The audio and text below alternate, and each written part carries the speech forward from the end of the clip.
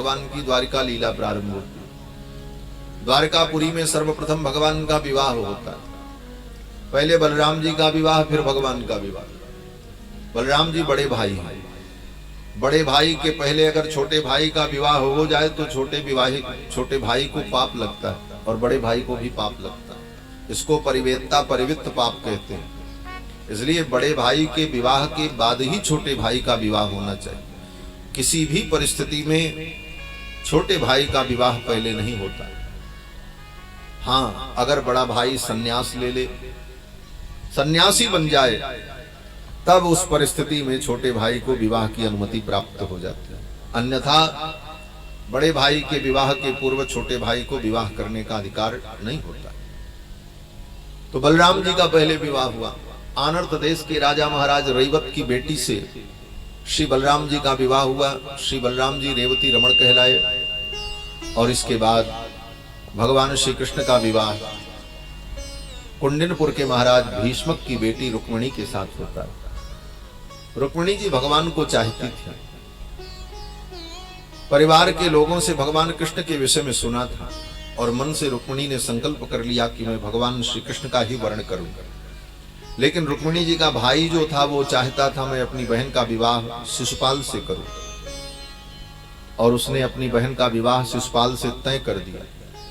शिशुपाल बारात सजा करके आ गया और रुक्मिणी को पता था कि कृष्ण मेरी बहन का हरण भी कर सकते हैं, क्योंकि मेरी बहन भी उनको चाहती है, मेरे माता पिता भी चाहते हैं कि ये संबंध द्वारिका के वसुदेव जी के परिवार से हो, और सभी लोग इसका अनुमोदन करते हैं, केवल मैं विरोधी हूं। तो कहीं ऐसा न हो कि कृष्ण क्षत्रिय धर्म का आश्रय लेकर के मेरी बहन का हरण न कर ले, और अगर हरण कर लेंगे तो मैं कुछ कर नहीं पाऊंगा। लेकिन मैं नहीं चाहता कि मेरी बहन का विवाह कृष्ण से हो। तो शिशुपाल को बुला लिया। शिशुपाल बारात सजा करके आ गया और रुक्मिणी की सुरक्षा के लिए कई राष्ट्र की सेनाएं लगाई गई। जरासंध की सेना, शिशुपाल की सेना, रुक्मी की सेना, दुर्योधन की सेना, ये सब सेनाएं केवल रुक्मिणी की सुरक्षा के लिए लगाई गई थी कि कृष्ण कहीं से हरण न कर ले। लेकिन रुक्मिणी जी का पत्र लेकर के एक ब्राह्मण जब पहुंचा, रुक्मिणी जी ने पत्र लिखा भगवान को, और पत्र में रुक्मिणी जी ने कहा, श्याम सुंदर, मैंने आपको अपना स्वामी मान लिया है, आप आओ और मुझे ले चलो। अगर आपने हमें स्वीकार नहीं किया तो मैं अपने प्राणों का त्याग करके अपने धर्म की रक्षा कर लूंगी, लेकिन आपका अपमान होगा। दुनिया यही कहेगी कि एक सिंह के शिकार को एक गीदड़ लेकर के चला गया। यह आपके शौर्य पर प्रश्न चिन्ह होगा। और अगर आप ये मन में सोचो कि रुक्मिणी को लेने आएंगे तो मारकाट मचेगी, महल के अंदर से रुक्मिणी को उठा करके ले जाने में कितने लोगों की हत्या करनी पड़ेगी, तो रुक्मिणी ने पत्र में लिख दिया, ऐसी कोई बात नहीं होगी, मैं आपको उपाय बता रही हूं। रुक्मिणी ने पत्र में लिख दिया था कि हमारे यहाँ की परंपरा है कि विवाह के पूर्व कन्या नगर से बाहर बने हुए मंदिर में देवी का पूजन करने के लिए जाती है। पूर्वे द्विरस्ति महती कुलदेवी यात्रा यस्याम बहिर्नव वधू गिरजामुपेयात। तो मैं भी गिरजा का पूजन करने के लिए नगर से बाहर बने हुए उस मंदिर में जाऊंगी, आप वहीं से मेरा हरण कर लेना, महल से उठा करके ले जाने की जरूरत नहीं पड़ेगी। पत्र लेकर के ब्राह्मण देवता आए, भगवान श्री कृष्ण को दिया। भगवान कृष्ण ने कहा, इस पत्र में क्या लिखा है? ब्राह्मण ने कहा, आप पढ़ लो जो लिखा है, पत्र आपका। भगवान श्री कृष्ण ने कहा, नहीं, आप पढ़ करके सुनो। ब्राह्मण देवता ने कहा, पत्र आपका है, व्यक्तिगत पत्र है, और एक राजकुमारी ने आपको लिखा है, मैं कैसे पढ़ सकता? भगवान श्री कृष्ण ने कहा, कुछ नहीं, पत्र तो आप ही पढ़ करके सुनाओ। और फिर उस ब्राह्मण ने पढ़ करके वो पत्र सुनाया। भगवान ने इसलिए कहा कि रुक्मिणी ने पत्र में जो कामना की है, एक ब्राह्मण के मुख से उच्चरित होगा तो ब्राह्मण का वचन सत्य हो जाएगा, मेरे रुक्मिणी की कामना पूरी हो जाएगी। इसलिए उस ब्राह्मण से ही पत्र को पढ़वाया भगवान ने और श्रवण किया। और भगवान ने कहा, चलो मैं चलता हूं। उस ब्राह्मण को रथ में भगवान ने बैठा लिया और लेकर के चल पड़े अकेले, किसी को सूचना भी नहीं द्वारिका में, और सीधे कुंडिनपुर पहुंचे। भगवान जब पहुंचे तो बलराम जी को बाद में पता चला कि कृष्ण वहां गए हैं। पीछे से सेना लेकर के बलराम जी भी पहुंच गए। बलराम जी ने संपूर्ण द्वारिका की सेना को ले जाकर के कुंडनपुर की सीमा पर लगा दिया। भगवान को पता चल गया बलदाऊ भैया आ ही गए हैं, तो अब क्या चिंता है। फिर तो भगवान भीष्मक के महल में जाते महाराज भीष्मक ने स्वागत सत्कार किया है, मधुपर्क विधि से पूजन किया। महल में चर्चा होने लगी कि रुक्मिणी तो इन्हीं के योग्य है, कृष्ण से रुक्मिणी का विवाह होता तो कितना अच्छा होता, ये सब चर्चा होने लगी। फिर तो वहां से पूजा ग्रहण करके भगवान आए और मंदिर में रुक्मिणी जी पूजा करके ज्यों ही निकली तब तक भगवान रथ लेकर के वहां पहुंच गए। रुक्मिणी जी का हाथ पकड़ करके रथ में बैठा लिया, लेकर के चल पड़े। सेना दौड़ पड़ी मारने के लिए, मारो मारो पकड़ो रोको, लेकिन भगवान रथ पर बैठा करके रुक्मिणी जी को लेकर के द्वारिका के लिए चल पड़े। बलराम जी पीछे से पहुंच ही गए थे सेना लेकर के, बाकी लोगों को बलराम जी ने संभाल लिया। रुक्मिणी का भाई रुक्मी दूसरे रास्ते से आगे जाकर के भगवान को रोकने लगा, उसको भी भगवान ने मारा, तलवार निकाल करके उसका वध करने जा रहे थे। रुक्मिणी ने चरण पकड़ लिया। रुक्मिणी जी ने कहा छोड़ दो प्रभु, ये मेरा भाई है, कुछ भी हो। रुक्मिणी जी के कहने पर भगवान ने रुक्मी को छोड़ दिया। बलराम जी ने भी समझाया, बोले इसको मारना ठीक नहीं, ये हमारा संबंधी हो गया है और संबंधी के साथ ऐसा व्यवहार उचित नहीं है। और फिर भगवान ने, श्री बलराम जी ने उस रुक्मी को समझाया। बलराम जी बड़े गंभीर हैं। बलराम जी ने सोचा कुछ भी हो भाई, ये मेरे कृष्ण का साला है, संबंध तो परिवार का रखना ही पड़ेगा, तो लड़ाई से क्या फायदा। बलराम जी ने रुक्मी को समझाया, देखो कृष्ण ने जो कुछ किया इसमें बुरा मानने की जरूरत नहीं है। क्षत्रियाणाम अयम धर्म प्रजापति विनिर्मितः, क्षत्रियों के लिए यही सब धर्म ब्रह्मा ने बनाया है, लड़ना भिड़ना मारना काटना। अपना भाई भी आ जाए तो उससे भी लड़ाई कर लेते हैं शत्रु, वो क्षत्रियों का यही सब धर्म है। इसलिए ब्रह्मा ने जो धर्म बनाया है उसी धर्म का पालन हम लोग कर रहे हैं, इसलिए इसमें कोई द्वेष की बात नहीं है। क्षत्रियाणाम अयम धर्म प्रजापति विनिर्मितः त्याज्यस्वेनैव दोषेण कृतः किम हन्यते पुनः। ये सब कह करके बलराम जी ने सब बात निपटाई और भगवान रुक्मिणी को लेकर के द्वारिकापुरी आए। द्वारिका में महान आनंद हुआ। द्वारकायाम भूत राजन महामोद पुरौकसाम रुक्मिण्या रमयोपेतम दृष्ट्वा कृष्णम श्रियः पतिम। श्रीपति भगवान कृष्ण को रुक्मिणी के सहित देखकर द्वारिका के लोग परम आनंद को प्राप्त करते हैं और बड़े धूमधाम से भगवान का रुक्मिणी जी के साथ द्वारिकापुरी में विवाह संपन्न होता है। सुंदर मंडप का निर्माण हुआ। सखियों ने रुक्मिणी जी को सजाया और सखाओं ने भगवान कृष्ण को दूल्हा वेश में सजाया और भगवान श्री कृष्ण की बारात निकली द्वारिकापुरी में और फिर बड़े धूमधाम से भगवान का रुक्मिणी जी के साथ विवाह संपन्न होता है। तो विवाह की इस विधि में एक भजन गाकर विषय को पूर्ण करेंगे और हमारे यजमान रुक्मिणी विवाह के निमित्त जो कुछ पूजा भेंट चढ़ाने के उनका संकल्प है वो सब विधि अपना कर लेंगे और एक भजन कहकर फिर उसके बाद शेष लीलाओं को संक्षेप में कह करके भागवत की कथा को विश्राम देंगे। आइए रुक्मिणी जी के विवाह का पावन प्रसंग हम सभी लोग अनुभव करते हैं। मुरली वाले की सजी रे बारात दूल्हा बने बरबारी। मुरली वाले की सजी रे बारात दूल्हा बने गिरधारी। मुरली वाले की सजी रे बारात दूल्हा बने बरबारी। मुरली वाले की सजी रे बारात दूल्हा बने बनवारी। दूल्हा बने बनवारी दूल्हा बने गिरधारी। दूल्हा बने बनवारी दूल्हा बने गिरधारी। दूल्हा बने बनवारी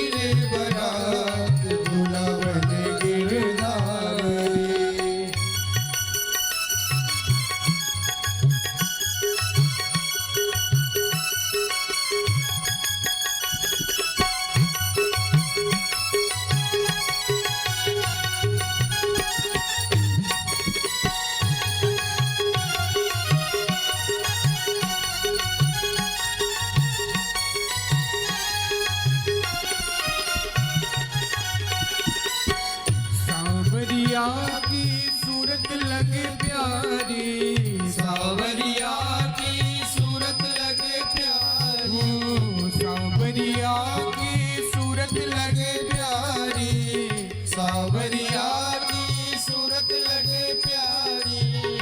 अब हो जाओ बलिहार, दूल्हा बने गिरधारी। अब हो जाओ बलिहार, दूल्हा बने गिरधारी।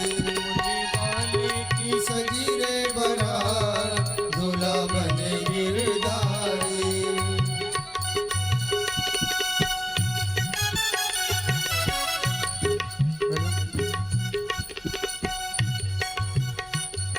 सेहरा पहन के आए गिरधारी, सेहरा पहन के आए गिरधारी। गजरा रे नैन वार तिरछी कटारी, गजरा रे नैन वार तिरछी कटारी, गजरा रे नैन वार तिरछी कटारी। गजरा रे नैन वार तिरछी कटारी। सब नाचो दे दे ताल, दूल्हा बने बनवारी। सब नाचो दे दे ताल, दूल्हा बने बनवारी। मुरली वाले की सजी रे बारात, दूल्हा बने गिरधारी। मुरली वाले की सजी रे बारात, दूल्हा बने गिरधारी।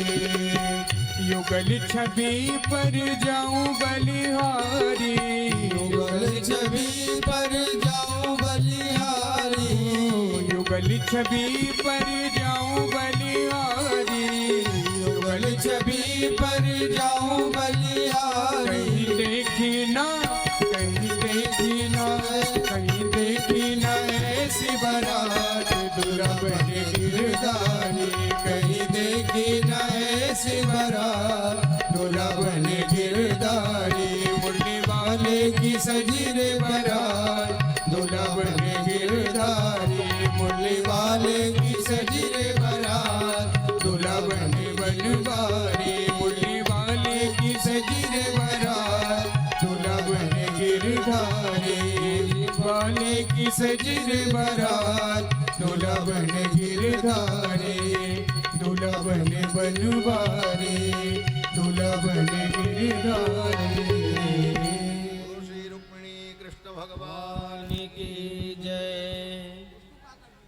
अपने अपने स्थान पर बैठ जाएं, बस थोड़ी देर की और चर्चा है, फिर कथा को विराम देंगे। बोलो श्री सीतारामचंद्र भगवान की जय जय श्री राधे श्याम। भगवान श्री कृष्ण के विवाह का वर्णन श्री सुखदेव जी राजा परीक्षित को सुनाते हैं। रुक्मिणी जी के साथ भगवान का विवाह संपन्न हुआ और फिर रुक्मिणी जी के पुत्र प्रद्युम्न का विवाह होता है। प्रद्युम्न जी का विवाह मायावती के साथ, जो साक्षात रति देवी हैं, संबरासुर दैत्य के घर में मायावती रहती हैं। प्रद्युम्न जी वहीं पहुंच जाते हैं। भगवान के विवाह के बाद भगवान के पुत्र के विवाह का वर्णन भागवत में। रुक्मिणी ने सुंदर पुत्र को जन्म दिया, कामदेव ही भगवान के पुत्र बनकर के प्रकट हुए, लेकिन संबरासुर ने उस पुत्र को प्रसूतिकागार से उठा करके समुद्र में फेंक दिया था। भगवान के पुत्र को एक मछली ने निगल लिया और मछली के पेट में जाने पर भी उनकी मृत्यु नहीं हुई। बाद में वो मत्स्य किसी प्रकार से संबरासुर दैत्य के घर ही पहुंच गया और रसोई घर में उस मछली को जब संबरासुर दैत्य के रसोइयां काटने लगे तो पेट से जीवित बालक निकला। उस बालक को मायावती नाम की एक देवी उनके यहाँ रहती थी, उसी को दे दिया। वो मायावती रति देवी थी और प्रद्युम्न जी कामदेव के अवतार हैं। मायावती ने अनेक मंत्र तंत्र और औषधि के द्वारा कुछ ही दिनों में प्रद्युम्न जी को जवान बना दिया और मायावती ने कहा कि आप मेरे पति हैं, मैं आपकी पत्नी रति देवी हूँ, आप भगवान कृष्ण के पुत्र हैं। ये संबरासुर दैत्य आपको उठा करके लाया था, समुद्र में फेंका था, और इसका वध आपके द्वारा ही होगा। ये सब मायावती ने जब बताया तो प्रद्युम्न जी ने अपने स्वरूप का स्मरण किया, उनके अस्त्र शस्त्र प्रकट हो गए, और फिर प्रद्युम्न जी ने संबरासुर दैत्य का वध किया और अपनी पत्नी मायावती को लेकर द्वारिकापुरी आए। इसके बाद कथा आती है भगवान के और विवाह हुए। कितने विवाह? बोले 16,107 विवाह। एक तो हो गया है, अभी 16,107 बाकी। भगवान का दूसरा विवाह द्वारिका में ही एक सत्राजित नाम के छत्री थे, उनकी बेटी सत्यभामा के साथ हुआ। सत्राजित ने भगवान के ऊपर मणि की चोरी का आरोप लगाया था। बाद में पता चला कि वो मणि भगवान ने नहीं चुराई थी, वो मणि तो कैसे कैसे सिंह के द्वारा रीछ के पास पहुंची और वो रीछ मणि को रखा था। भगवान मणि ढूंढने गए, उस मणि के ढूंढने के प्रसंग में उस रीछ ने अपनी बेटी का कन्यादान भगवान को कर दिया। वो रीछ कोई और नहीं था, जामवंत जी महाराज थे, जो त्रेता युग के जामवंत जी। जामवंत ने अपनी बेटी का कन्यादान भगवान को किया और वो मणि भी दे दी। मणि ला करके भगवान ने सत्राजित को दे दिया। सत्राजित को बड़ा संकोच हुआ, मैंने कृष्ण के ऊपर झूठा आरोप लगाया। इस संकोच से बचने के लिए सत्राजित ने भी अपनी बेटी का विवाह भगवान के साथ कर दिया, सत्यभामा जी का। तो भगवान का पहला विवाह रुक्मिणी के साथ, दूसरा विवाह सत्यभामा के साथ, तीसरा विवाह जाम्बवती के साथ, चौथा विवाह भगवान का जमुना जी के साथ हुआ। भगवान इंद्रप्रस्थ गए थे, पांडव से मिलने के लिए अर्जुन के साथ जमुना के तट पर घूमते हुए गए। वहां देखा जमुना जी कन्या के रूप में प्रकट होकर जमुना जल में तप कर रही थी। अर्जुन ने पूछा, क्यों तप कर रही हो? कालिंदी ने कहा, नारायण को पति रूप में चाहती हूँ। अर्जुन ने कहा, नारायण यहीं आए हैं, मैं लेकर के आ रहा हूँ। अर्जुन लेकर के आए और वो कालिंदी ने, जमुना ने भगवान के गले में वरमाला डाली। इस विवाह के साक्षी अर्जुन बने और भगवान कालिंदी को लेकर के आए। ये भगवान की चौथी पटरानी है। पांचवा विवाह भगवान का उज्जैनपुरी के राजा महाराज मित्रविंद की बेटी मित्रविंदा से हुआ। उस स्वयंवर में भगवान पहुंचे, कन्या ने भगवान का वर्ण कर लिया, विरोधी राजाओं ने विरोध किया, सबका दमन करके भगवान मित्रविंदा को लेकर के आ गया। ये भगवान की पांचवी पटरानी। छठवां विवाह भगवान का अयोध्या में हुआ। उस समय अयोध्या के राजा महाराज नग्नजित थे, उन्होंने अपनी बेटी सत्या का स्वयंवर किया। उस स्वयंवर में भगवान आए और 7 बड़े उद्धत बैल थे, उन बैलों को कोई नाथ नहीं लगा सकता था। महाराज नग्नजित ने कहा, जो व्यक्ति इन 7 बैलों की नाक में नाथ लगा देगा उसके साथ मैं अपनी बेटी का विवाह करूंगा। भगवान श्री कृष्ण ने 7 रूप धारण किया और 7 बैलों के नाक में एक साथ डोरी डाल दी। इस पराक्रम को देखकर महाराज नग्नजित प्रसन्न हुए और उन्होंने अपनी बेटी सत्या का कन्यादान किया। ये भगवान का छठवां विवाह हुआ। 7वां विवाह भगवान का केकय देश के राजा की बेटी भद्रा के साथ हुआ। वहां स्वयंवर में भगवान पहुंचे और भद्रा ने भगवान का वर्ण कर लिया, वहां से भद्रा जी को लेकर के आए। 8वां विवाह भगवान का मद्र देश में हुआ। मद्र देश के राजा ने अपनी बेटी लक्ष्मणा का स्वयंवर किया। उस स्वयंवर में भी भगवान पहुंचे और लक्ष्मणा ने भगवान का वर्ण कर लिया। विरोधी राजाओं ने विरोध किया, सब विरोधियों को परास्त करके लक्ष्मणा को भी लेकर के भगवान द्वारिका आ गए। ये भगवान के 8 प्रमुख विवाह हुए। रुक्मिणी, सत्यभामा, जाम्बवती, कालिंदी, मित्रविंदा, सत्या, भद्रा और लक्ष्मणा, ये भगवान की 8 पटरानियां हैं। इसके बाद भगवान ने भौमासुर के ऊपर आक्रमण किया। भौमासुर नाम का एक असुर था, उसने 16,100 राजकन्याओं को बंदी बना करके रखा था। उसकी प्रतिज्ञा थी कि 20,000 हो जाएं तब एक ही मंडप में विवाह करेंगे। मुहूर्त की प्रतीक्षा कर रहा था, मुहूर्त आ जाए तब इन सभी कन्याओं के साथ मैं एक ही मंडप में विवाह करूं। तो ये बड़े बड़े असुरों के भी अलग अलग इशू होते हैं, वैसे इशू बना करके बैठा था कि 20,000 हो जाए तब हम विवाह करेंगे। उन कन्याओं की प्रार्थना को सुनकर, और दूसरी बात कि वो उस असुर ने देवराज इंद्र के छत्र को छीन लिया था। देव माता अदिति के कान के कुंडल को छीन लिया था। इंद्र ने, वरुण ने, सबने आकर के भगवान से प्रार्थना की कि प्रभु इस दैत्य का आप संहार करो। तब भगवान ने योजना बनाई, अपने गरुण का स्मरण किया। गरुण जी महाराज आ गए और अपनी पत्नी सत्यभामा को, दूसरी पटरानी जो है रुक्मिणी जी के बाद सत्यभामा जी है, दूसरी पटरानी सत्यभामा जी को गरुड़ पर बैठाया और भगवान सत्यभामा को साथ में लेकर भौमासुर से युद्ध करने के लिए चल पड़े। सभार्यो गरुड़ारूढ़ प्राग ज्योतिषपुरम ययौ, गरुड़ पर बैठ करके प्राग ज्योतिषपुर के लिए चल पड़े और वहां जाकर के भौमासुर से भगवान ने युद्ध किया है। उस युद्ध में मुर नाम का एक दैत्य था जो भौमासुर का सेनापति था, बड़ा पराक्रमी था। उस मुर को भगवान ने मारा, इसीलिए भगवान का नाम मुरारी पड़ा है। ये मुरारी भगवान कृष्ण का नाम इसीलिए है कि उस युद्ध में भगवान ने मुर नाम के दैत्य को मारा। बाद में उस भौमासुर को भी मारा, लेकिन भौमासुर को मारने पर भगवान का नाम भौमारी नहीं हुआ, लेकिन मुर को मारने पर भगवान का नाम मुरारी हुआ। क्यों नहीं हुआ? तो कहते हैं कि वो मुर नाम के दैत्य को तो भगवान ने मारा, इसलिए भगवान मुरारी। लेकिन भौमासुर को भगवान मारते हैं, लेकिन भौमारी नाम इसलिए नहीं पड़ा कि ये भौमासुर भगवान का ही पुत्र था।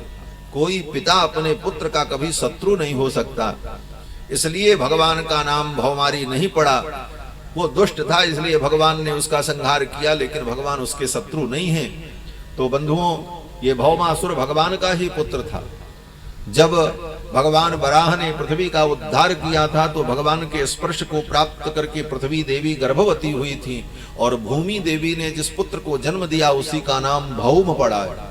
पृथ्वी का पुत्र है, भूमि का पुत्र है, इसलिए भौम।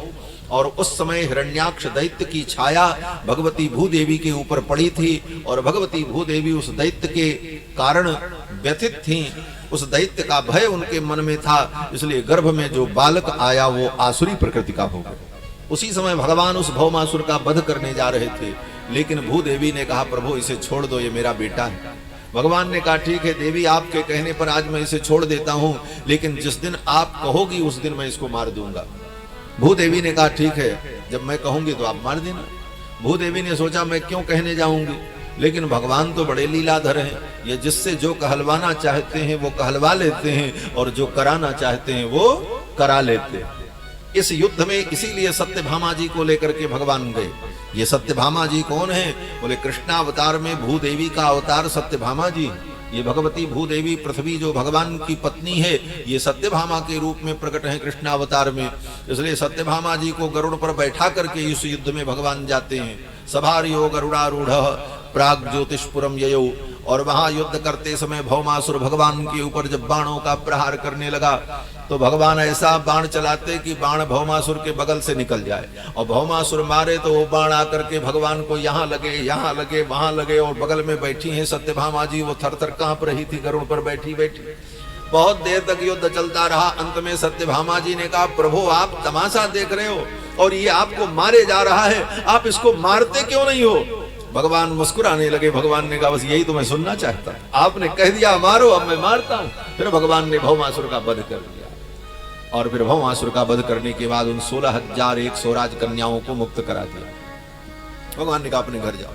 उन कन्याओं ने कहा हम कहां जाएं, अब हमको कोई पूछेगा नहीं, हमारे माँ बाप भी हमको स्वीकार नहीं करें। अगर आपने हमें बचाया है तो अपने चरणों की दासी बना लो।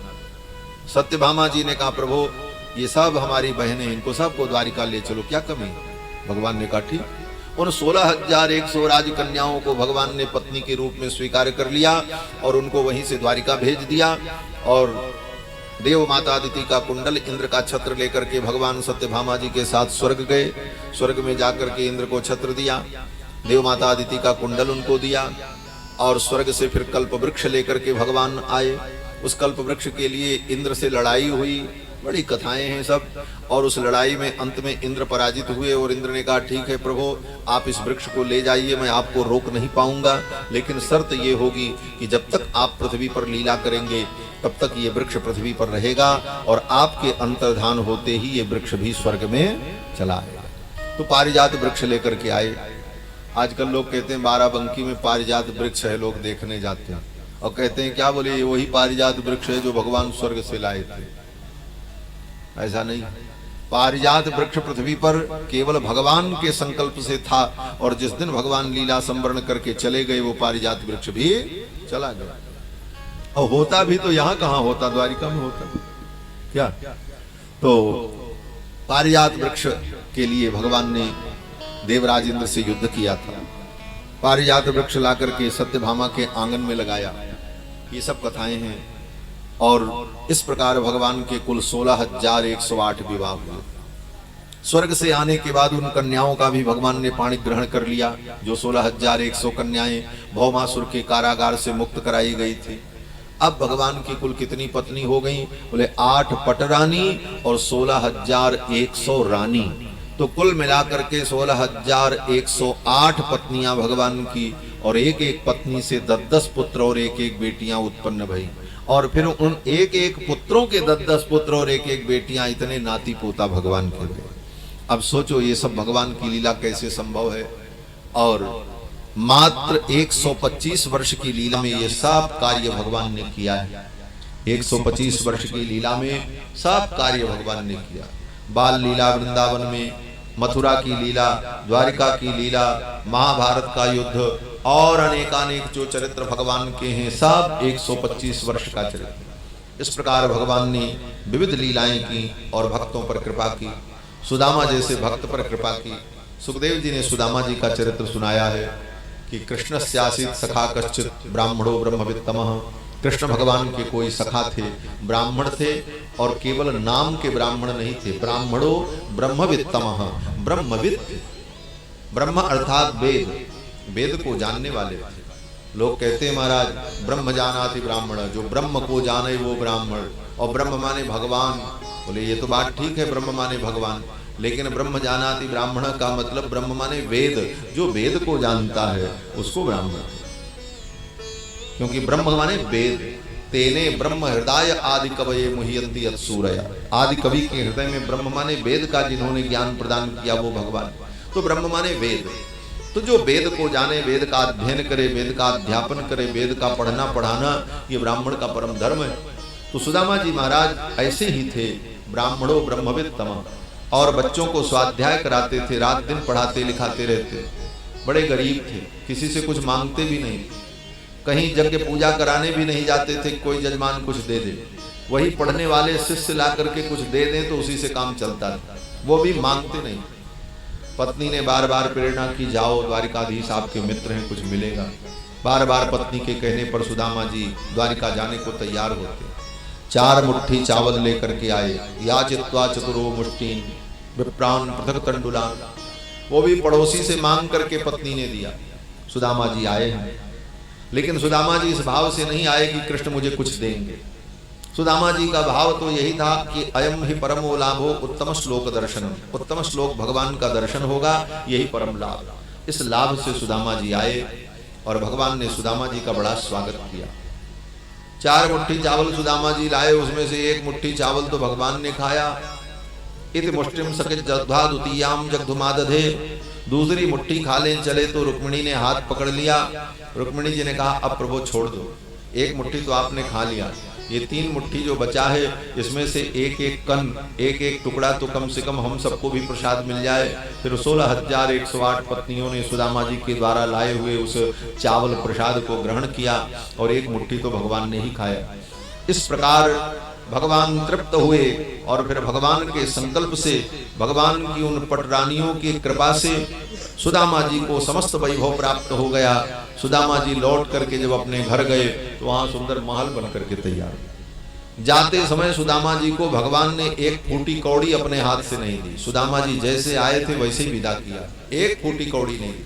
1 धोती अमोछा भी नहीं दिया, वही धोती फटी सी लटी दुपट्टी जो पहन करके आए थे सुदामा जी ऐसे ही विदा कर दिया। जब वहां पहुंचे सुदामा जी, तब वहां उन्होंने देखा अरे झोपड़ी गायब, सुंदर महल बना है, घोड़े हाथी घूम रहे महाराज, ऐसी दिव्य व्यवस्था। तब सुदामा जी को लगा ये सब मेरे कृष्ण की कृपा। और सुदामा जी बड़े तपस्वी ब्राह्मण, कोई ऐसे वैसे ब्राह्मण नहीं महाराज, लालची ब्राह्मण नहीं, तपस्वी ब्राह्मण। सुदामा जी ने विचार किया भगवान ने मुझे कुछ नहीं दिया, 1 फूटी कौड़ी भी अपने हाथ से नहीं दी कृष्ण ने। क्यों नहीं दिया? बोले मेरे कृष्ण चाहते हैं कि मैं अपने मित्र सुदामा को माया में न डालूं, ये सब माया है।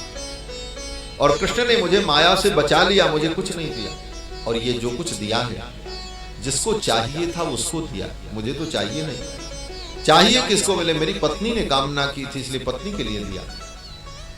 इसलिए मेरे हाथ में भगवान ने कुछ नहीं दिया। इसलिए सुदामा जी ने अपनी पत्नी से कहा, देवी ये सब तुम्हारा है, तुम्हारे अंदर कामना थी, कृष्ण ने तुम्हारे लिए सब भेजा है, तुम इसका भोग करो, मुझे इनकी कोई आवश्यकता नहीं। सब कुछ हो जाने के बाद भी सुदामा जी अपने उसी वैराग्य जीवन में ही रहे। अपनी उनकी अलग झोंपड़ी और वही उनकी दिनचर्या, पठन पाठन, वही तपस्या। ये नहीं कि सब कुछ हो जाने के बाद सुदामा जी अब बढ़िया ठाट बाट से खूब माल पानी छानने लगे। वही तपस्या, वही साधना सुदामा जी की बनी रही। और कृष्ण का स्मरण करते हुए अध्ययन अध्यापन, अपने ब्राह्मण धर्म का पालन सुदामा जी जीवन भर कर। इस प्रकार भगवान ने सुदामा पर कृपा की। 125 वर्ष तक लीला की। इस लीला के क्रम में भगवान ने पांडव को निमित्त बना करके महाभारत युद्ध करा करके पृथ्वी का भार उतारा। और भी भगवान ने अनेक लीलाएं की। फिर अंत में भगवान ने विचार किया कि पृथ्वी का भार तो मैंने उतार दिया, लेकिन अब मेरे परिवार के यदुवंशी लोग ही पृथ्वी के लिए भार बन गए। ये 56 करोड़ यदुवंशी, इनका क्या होगा? ये पृथ्वी पर किसी को जीने नहीं देंगे, इनसे पृथ्वी त्रस्त हो जाएगी, इसलिए इनका भी संहार आवश्यक है। किस प्रकार से? बोले जैसे एक कांटा धंस जाए तो दूसरे कांटे से हम कांटे को निकालते हैं, और जब पहले धंसा हुआ कांटा निकल जाए तो उस कांटे के सहित दूसरे कांटे को भी फेंक देते हैं। उसी प्रकार भगवान ने विचार किया कि संसार के दुष्टों का संहार करने के लिए अपने यदुवंश का विस्तार किया। और यदुवंश की सेना ऐसी पराक्रमी सेना जो सारी दुनिया को जीत सकती, और अपनी सेना के द्वारा, अपने यदुवंशियों के द्वारा भगवान ने सब दुष्टों का संहार करा करके समाप्त करके अंत में अपने वंश को भी भगवान ने समाप्त किया। एक ब्राह्मण के शाप को कारण बनाया और यदुवंशियों का संहार करा। सब यदुवंशी आपस में ही लड़ करके समुद्र के तट पर मर गए। और भगवान श्री कृष्ण ने कह दिया कि अब ये द्वारिकापुरी समुद्र में डूब जाएगा। और भगवान ने भी एक जरा नाम के व्याध के बाण को निमित्त बनाकर अपनी लीला को पूर्ण किया। बलराम जी समुद्र में चले गए शेष रूप धारण करके, और भगवान श्री कृष्ण का जो रथ था, गरुड़ ध्वज रथ, उनके आयुध सब अचानक गायब हो गए। भगवान के संकल्प से सब अपने लोग चले गए, धाम चले गए। और भगवान की भी ज्योति तिरोहित हो गई। निज धाम जाने के पहले भगवान ने उद्धव जी को परम तत्व का उपदेश किया। श्रीमद् भागवत महापुराण के 11 स्कंद में भगवान ने उद्धव जी को जो ज्ञान विज्ञान भक्ति का सब उपदेश किया है, बड़ा विलक्षण उपदेश सब है। और उद्धव जी को सब उपदेश दे करके भगवान ने कहा, जाओ तुम जाकर के उत्तराखंड में मेरा भजन करो, साधना करो, और मैं अपनी लीला को अपूर्ण करके निज धाम जाऊंगा। उद्धव जी ने कहा, प्रभु आप चले जाएंगे, आपके वियोग में आपके भक्त कैसे रहेंगे? तो भगवान ने कहा, मैं अपनी लीला को पूर्ण करके कहीं दूर नहीं जाऊंगा, अपनी ज्योति को इसी भागवत ग्रंथ में प्रतिष्ठित कर दूंगा। और भगवान ने अपनी ज्योति को तिरोहित किया और श्रीमद् भागवत ग्रंथ में प्रतिष्ठित कर दिया। और भगवान ने उद्धव से कहा, उद्धव भागवत के रूप में मैं पृथ्वी पर सदा विद्यमान रहूंगा, मैं कहीं नहीं जाऊंगा। आज भी भगवान कृष्ण इस भागवत ग्रंथ के रूप में हमारे आपके बीच में विद्यमान है। ये भागवत ही भगवान है। तेने यम वांगमयी मूर्ति ही प्रत्यक्षा वर्तते हरे। भगवान हरि की प्रत्यक्ष वांगमयी शब्दमयी मूर्ति श्रीमद् भागवत महापुराण में, और भागवत के रूप में भगवान विराजमान। इसीलिए भागवत की आरती करते हैं तो यही कहते हैं, भागवत भगवान की ये आरती पापियों को पाप से है तारती। ये भागवत ही भगवान है, यही कृष्ण है, ये साक्षात कृष्ण का शब्दमय विग्रह है। भगवान ने अपनी लीला का स्मरण किया। ये सब कथा सुखदेव जी ने राजा परीक्षित को सुना।